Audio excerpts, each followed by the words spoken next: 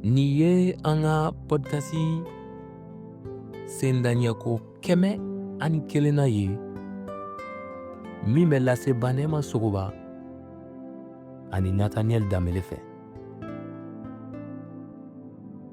Bi kari mɛ kalo tile 4 san 2025 an ka bi verset kalanta bɛ bɔ Filipikaw kitabu la. Filipikaw sura 1 a verset 6. O yɔrɔ bɛ a fɔ an ye ko ne y'a dɔn ka jɛya ko Ala min ye baara ɲuman daminɛ aw kɔnɔ o na to a kan k'a dafa fo Kirisa Yesu ka don na.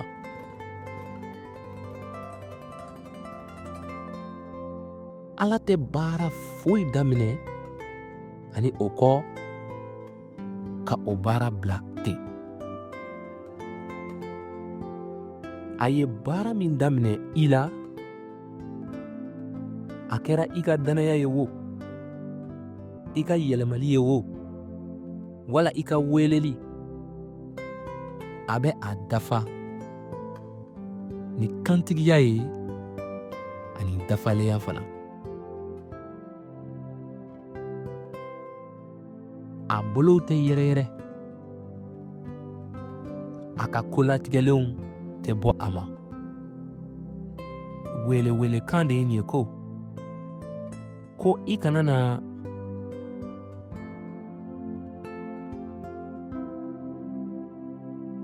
i bolow bin, i banbali ka to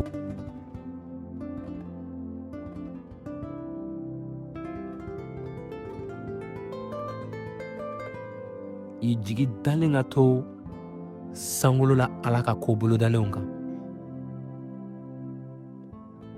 Ala ye ko min jɔ i kɔnɔ o n'a den kɛ waati dafalen bɛnnen na. Jijali ye nin ye ko i ye baara de ye baarakɛla tɛgɛ kɔnɔ. A to a ka i dila ani ka i dɛsɛ ka kɛɲɛ ni i ka kolatigɛlenw ye, wala i dara ko min kama. Bawo a ye ko min daminɛ a na o ko laban k'a dafa a yɛrɛ ka nɔrɔ la.